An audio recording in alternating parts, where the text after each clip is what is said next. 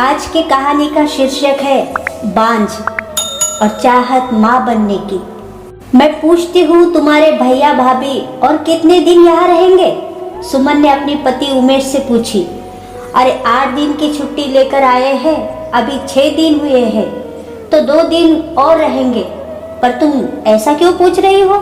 उमेश ने पूछा। क्योंकि मैं परेशान हो जाती हूँ तुम्हारी भाभी की टोका टोकी से। हर बात में टोकती रहती है। खाने में कम तेल मसाला डालो, बच्चों को समय से गर्म ताज़ा और पौष्टिक भोजन दो, खाना और पानी बर्बाद मत करो, बच्चों को ज़्यादा टीवी और मोबाइल मत देखने दो, उनकी पढ़ाई पर ध्यान दो। पर ये सब तो अच्छी बात है, इसमें परेशान होने वाली क्या बात है? उमेश बीच में ही उसकी बात काट कर बोला। अरे तो क्या हर समय की टोका टोकी अच्छी बात है? बच्चे तो बच्चे, मैं भी परेशान हो जाती हूँ उनकी बातों से। अपने बच्चे तो है नहीं और मुझे सिखाती रहती है कि बच्चों को कैसे पालना चाहिए। क्या मुझे कुछ नहीं पता है कि बच्चों को कैसे रखना चाहिए? हर समय ऐसा व्यवहार करती है जैसे ये उन्हीं के बच्चे हो। उनकी इस बात से बच्चे भी बार बार यही पूछते हैं कि ये लोग कब जाएंगे। सुमन चिढ़ कर बोली। पर प्यार भी तो बहुत करते हैं हमारे बच्चों से। उनके अपने बच्चे तो है नहीं, हमारे बच्चे को ही अपने बच्चे मानते हैं। गांव की सारी जमीन जायदाद, शहर का मकान, अपने सारे पैसे सब तो हमारे ही बच्चे को देने वाले हैं। फिर इतनी बात तो उनकी माननी ही पड़ेगी, उनके सामने तो अच्छा बनना ही पड़ेगा। उमेश समझाते हुए बोला। बस यही एक बात तो है जो मैं उनको सहन करती हूँ, नहीं तो मैं उस बांझ औरत की छाया भी न पड़ने दूँ अपने बच्चों पर। सुमन झट से बोली। अरे जरा धीरे बोलो, कहीं सुन न ले। मैं भी तो बस यही कारण उनका मान सम्मान करता हूँ। उमेश उसके मुंह पर हाथ रखते हुए बोला। दरवाजे के बाहर खड़े उमेश के बड़े भाई रमेश ने उनकी सारी बात सुन ली और उनका सर चकरा गया। वे बाथरूम जा रहे थे तो उनकी सारी बातें सुन लिए। हमारे लिए इनके मन में ऐसे विचार है? वे आगे खड़े न रह पाए और न ही कुछ सुन पाए। वे धीरे धीरे अपने कमरे में आए और दरवाजा बंद कर पलंग पर बैठ गए। रात के 11 बज रहे थे और उनकी पत्नी पूनम पलंग पर आराम से सो रही थी। उन्होंने उसे चादर उठाया और प्यार से उसके सर पर हाथ फेरने लगे। उनका मन अतीत की गलियों में दौड़ने लगा। उमेश उनका छोटा भाई उनसे 5 साल छोटा था। बचपन से ही बहुत प्यार करते थे उससे, बहुत ध्यान रखते थे उसका। वह पढ़ने में कुछ कमजोर था तो पढ़ाई में भी उसकी मदद करते थे। उन्हीं के सहयोग से उनको अपनी पढ़ाई पूरी की थी और एक कंपनी में नौकरी भी की थी। आज से 18 साल पहले जब पूनम की शादी उनसे हुई थी तो वे 27 वर्ष के थे और पूनम 22 वर्ष की थी। उन्होंने एक बैंक में नौकरी पाई। वे दोनों खुश थे और घर में खुशी का माहौल था। 4 साल बाद उमेश की भी शादी हो गई। परेशानी तब शुरू हुई जब पूनम को शादी के 5 साल बाद भी कोई संतान न हुई और सुमन को शादी के 1 साल बाद ही एक पुत्र और 3 साल बाद दूसरे पुत्र की प्राप्ति हो गई। पूनम उदास रहने लगी। उन्होंने हर संभव प्रयास किया, डॉक्टर से दिखाने से लेकर पूजा पाठ सब किया, पर पूनम मां नहीं बन पाई। माता पिता के हर तरफ से दूसरी शादी का दबाव होने लगा तो पूनम की तरफ से अनाथालय से बच्चा गोद लेने का। उन्होंने किसी की बात नहीं मानी। सबको समझा दिया कि जब घर में 2-2 बच्चे हैं तो फिर दूसरी शादी करने या बच्चे गोद लेने की जरूरत ही क्या है। मैं इन्हें ही अपना बच्चा मानता हूँ और मानता रहूँगा। पूनम के दिल में एक बच्चे को गोद लेने की, एक बच्चे की माँ बनने की बहुत चाहत थी, पर रमेश के बार बार समझाने पर वह चुप हो गई।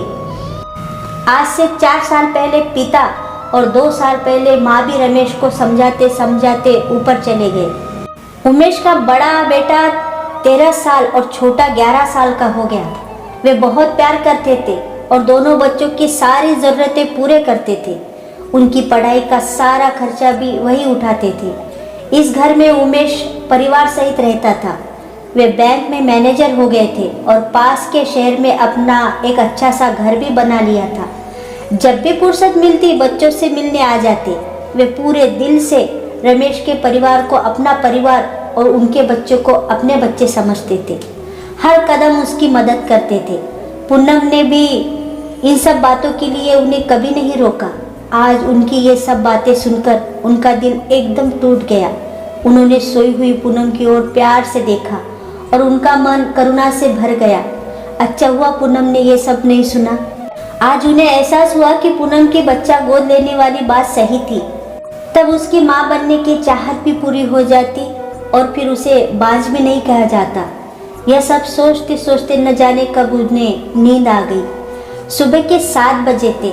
सब चाय पी रहे थे। एकाएक किसी के रोने की आवाज़ सुनकर सब चौंक पड़े और बाहर निकले। रोने की आवाज़ पड़ोसी से आ रही थी। क्या हुआ सोचते हुए सब वहाँ गए थे तो देखा कि मोहन काका के घर में भीड़ लगी है। पूछने पर पता चला कि मोहन की बहू की मृत्यु हो गई है। घर में सिर्फ मोहन की पत्नी थी।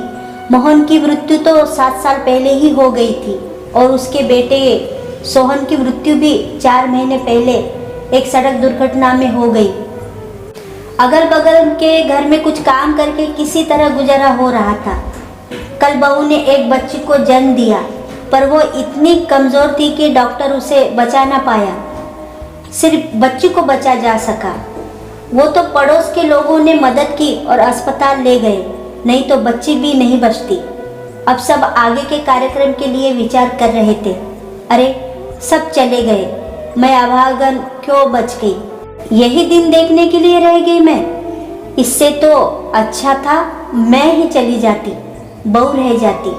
अब इस नन्ही सी जान को कैसे पालूंगी। मोहन की पत्नी सिर पटक पटक कर रो रही थी। आंगन में बहू का शव पड़ा था और चारपाई पर बच्ची। बड़ा ही हृदय विदारक दृश्य था। सबकी आंखें नम थी। सब यही बात कर रहे थे कि अब इस बच्ची का क्या होगा। रमेश ने आकाश की ओर देखा। हे ईश्वर, यह कैसा संयोग है, उसने सोचा। मैं इस बच्ची को गोद लूंगा। आज से यह मेरी बेटी है। रमेश ने बच्ची को गोद में उठा लिया। किसी को कोई आपत्ति तो नहीं। साथ ही यहाँ के कार्यक्रम का सारा खर्च मैं भी दूंगा। उन्होंने सभी की ओर देखा। अरे नहीं बेटा, हमें क्या आपत्ति होगी। ये तो बहुत पुण्य का काम है। बच्ची की जान बच जाएंगी और उसका भाग्य भी बदल जाएगा। गांव के मुखिया जी ने कहा। हाँ, ये ठीक है, हमें कोई आपत्ति नहीं है। सभी ने समर्थ किया। पर भैया, आप एक बार सोच लेते। उमेश और भी बहुत कुछ कहना चाह रहा था पर रमेश ने उसकी बात काटते हुए कहा, इसकी ज़रूरत नहीं है। मैंने सोच समझ कर ही यह फैसला किया है। परंतु इसकी दादी, एक व्यक्ति बोला, ये भी हमारे साथ रहे और इसकी देखभाल में हमारी मदद करे। रमेश ने काकी की ओर देखा। ठीक है ना काकी? काकी कुछ बोल ना पाई, सिर्फ हाँ में सिर हिला दी। लो पूनम, पकड़ो अपनी बेटी को। रमेश बच्ची पूनम को देते हुए बोला। वह चुपचाप सब सुन रही थी।